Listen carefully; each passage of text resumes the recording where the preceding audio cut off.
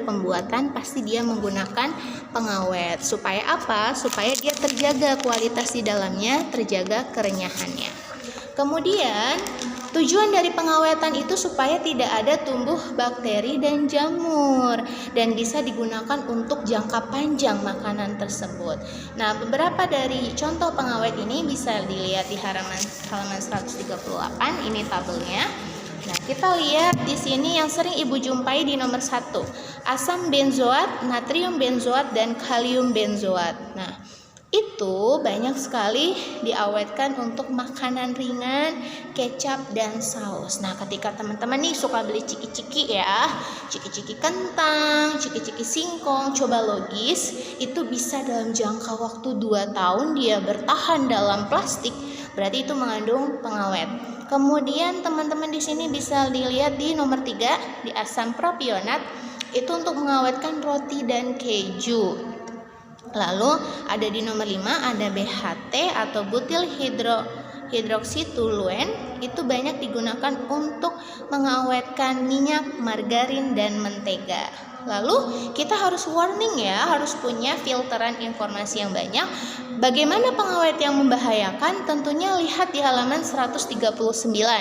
Ada boraks. Nah, dulu ada artikel berita atau memang sudah tersebar di televisi bahwa ada oknum yang menggunakan boraks dalam pembuatan bakso. Dan oknum itu sudah ditindak oleh polisi ya. Jadi boraks ini sangat berbahaya.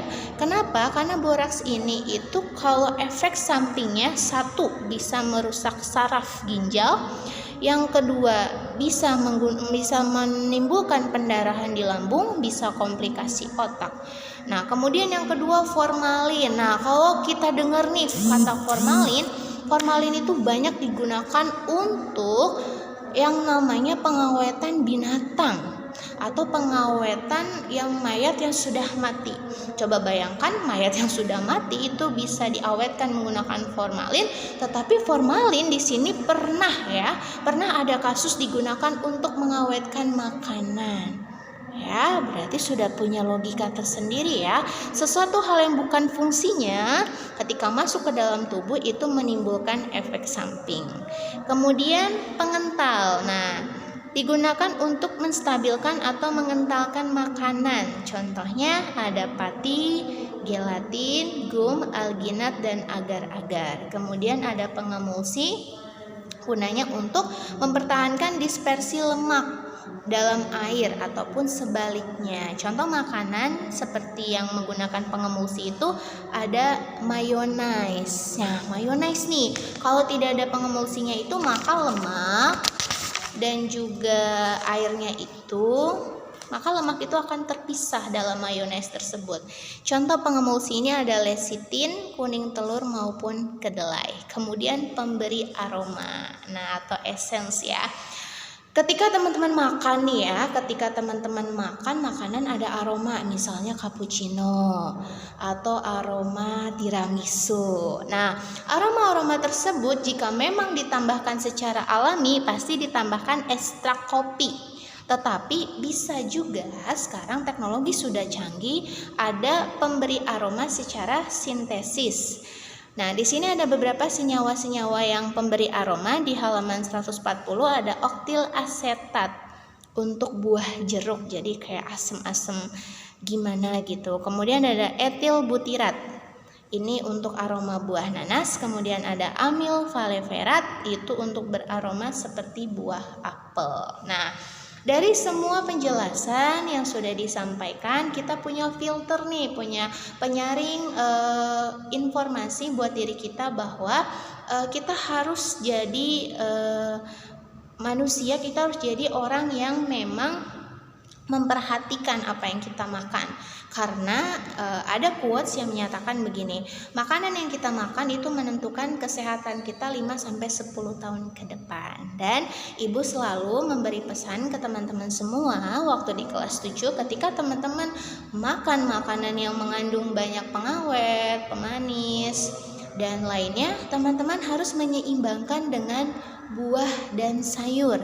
Karena apa? Itu sebagai sumber vitamin dan serat dalam tubuh. Jadi kalau teman-teman mau seimbang ketika teman-teman masih mengkonsumsi makanan yang banyak mengandung pengawet dan pemanis, teman-teman harus seimbangkan dengan memakan makanan yang alami juga yang masuk ke dalam tubuh kita. Karena kesehatan kita, mungkin kita merasa sekarang sehat, kuat, karena tubuh kita punya batas kerja. Jadi ketika kita sekarang merasa kuat dengan makan apapun yang kita makan, tetapi kita lihat bertahun-tahun nanti kita hidup, tubuh kita akan punya batas kerja atau punya batas maksimal dari dia bekerja. Ya, kalau melebihi dari batas itu, salah satunya menimbulkan penyakit yang beresiko dalam tubuh. Oke, dampaknya nih bisa dilihat ya di halaman 141 ada karsinogenetik. Ya, nauzubillah, karsinogenetik itu bisa menimbulkan sel-sel kanker, apalagi dalam sistem pencernaan, karena makanan kita melewati sistem pencernaan. Tapi apabila sel karsinogenetik itu sudah beredar dalam sistem peredaran darah, itu bisa menuju ke seluruh bagian tubuh.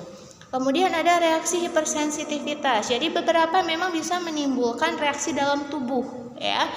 Waktu itu ibu pernah, jadi dalam pengalaman ibu sendiri adalah ibu termasuk yang reaktif terhadap MSG. Jadi kalau ibu terlalu banyak MSG, itu akan menimbulkan reaksi di kulit. Ya, beberapa reaksi itu menunjukkan bahwa warning, kode ya. Kalau apa yang kita makan itu menimbulkan sesuatu nih dalam tubuh kita, jadi ngasih reaksi seperti itu. Ibu waktu itu gatal-gatal, berarti apa yang kita makan itu harus difilter, harus dilihat dulu nih kandungannya ya. Nah, oke. Dari penjelasan tersebut, mudah-mudahan teman-teman semua paham bahwa pentingnya memperhatikan makanan yang kita konsumsi, karena benar, kita itu pasti butuh makanan, tapi kita harus cerdas dalam memilih makanan. Semoga bermanfaat. Wassalamualaikum warahmatullahi wabarakatuh.